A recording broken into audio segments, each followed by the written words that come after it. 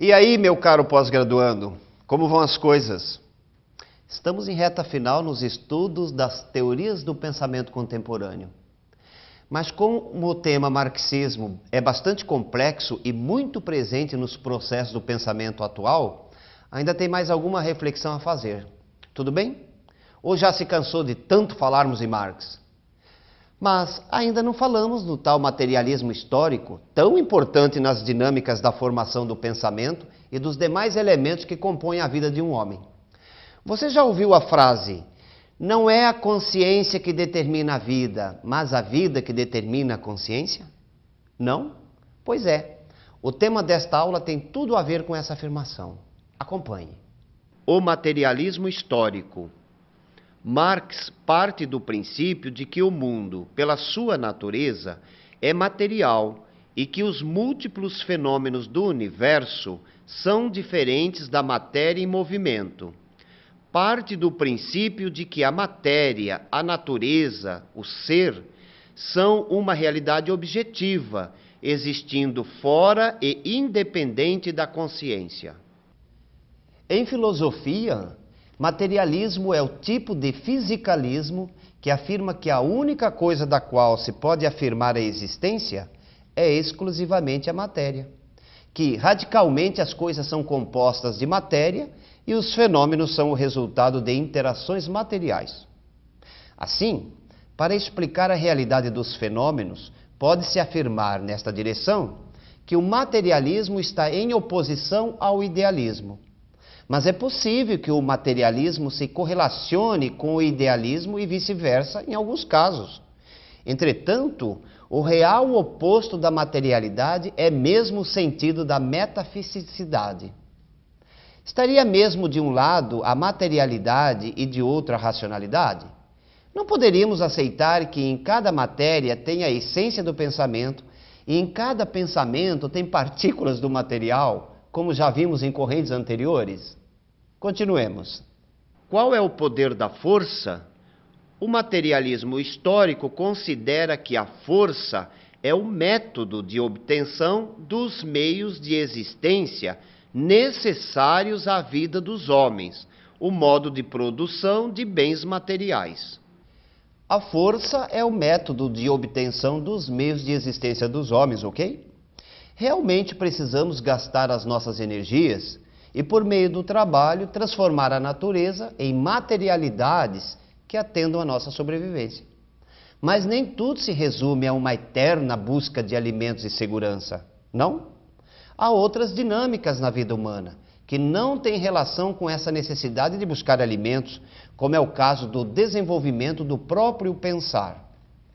Para Marx, o materialismo histórico é pressuposto de sua corrente que procura as causas de desenvolvimentos e mudanças na sociedade humana, nos meios pelos quais os seres humanos produzem coletivamente as necessidades da vida. De acordo com a tese do materialismo histórico, defende-se que a evolução histórica, desde as sociedades mais remotas até a atual, se dá pelo confronto entre diferentes classes sociais, decorrentes da exploração do homem pelo homem, uma ala que tem tudo a ver com a atividade econômica.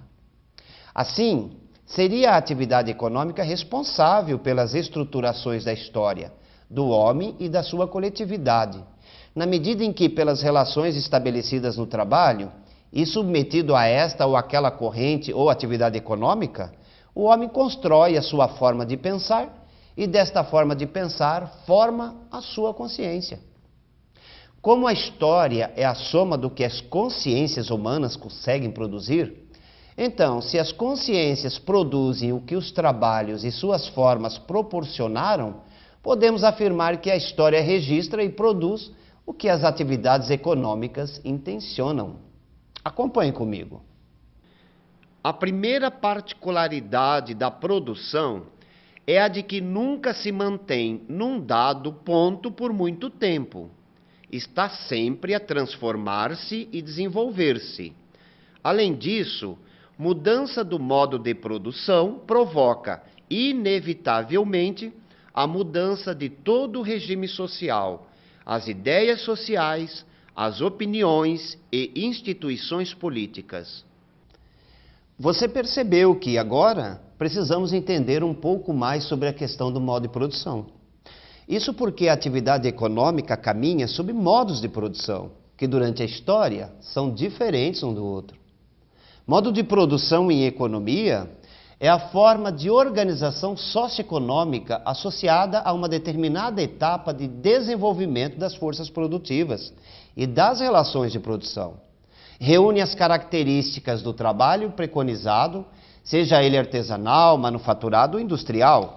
São constituídos pelo objeto sobre o qual se trabalha e por todos os meios de trabalho necessários à produção, instrumentos ou ferramentas, máquinas, oficinas, fábricas, etc.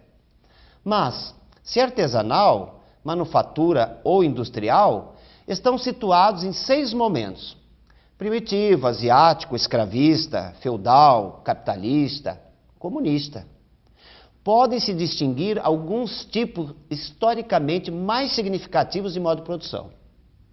Um primeiro destinado à satisfação direta das necessidades dos produtores das matérias-primas. Talvez o primeiro que tenha existido e aquele em que o homem mais teve domínio e satisfação. Seria o primitivo. Um segundo, destinado a manter uma classe dominante através da entrega regular de tributos e de trabalho compulsivo. Seriam o asiático, o escravista. Outro, baseado na produção de mercadorias. Seria o feudal. E, finalmente, outro que fundamenta a sua lógica na obtenção do máximo lucro. Talvez fosse o capitalista, não é? Mas o fato é que um modo de produção nunca se mantém por muito tempo da mesma forma, como vocês perceberam. E isso é bom porque mudança do modo de produção provoca inevitavelmente a mudança de todo o regime social, as ideias sociais, as opiniões e instituições políticas. Bem, continuemos. A segunda particularidade da produção é a de que as transformações e o seu desenvolvimento começam sempre pela transformação e desenvolvimento das forças produtivas. As forças produtivas são, por consequência, o elemento mais móvel e mais revolucionário da produção. Como segunda, portanto, particularidade do modo de produção, toda e qualquer mudança no regime social, nas ideias sociais, opiniões e instituições sofre pelas mudanças nas forças produtivas, nas atividades econômicas, ocorrendo mudança na economia. A história dos homens, assim, se redireciona. Se a consciência do homem vai mal, é porque é hora de rever o modo de produção pelo qual esse homem atua. Segundo Marx, na obra O Capital, o desenvolvimento da consciência se fundamenta nas transformações ocorridas nas relações de classe. Continue me acompanhando.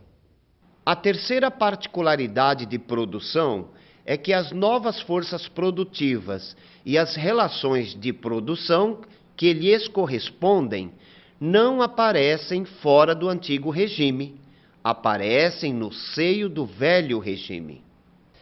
Como você pode perceber, não muda totalmente em sua complexidade, mesmo existindo uma revolução.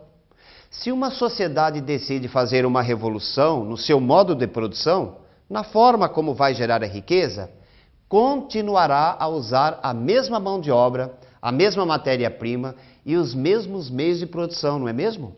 O que mudaria seriam as formas como os trabalhadores manteriam suas relações com os donos dos meios de produção, as formas de divisão da riqueza produzida nessa nova etapa. E tudo isso levaria a uma nova forma de construção de consciências. Abraços e até o nosso próximo encontro.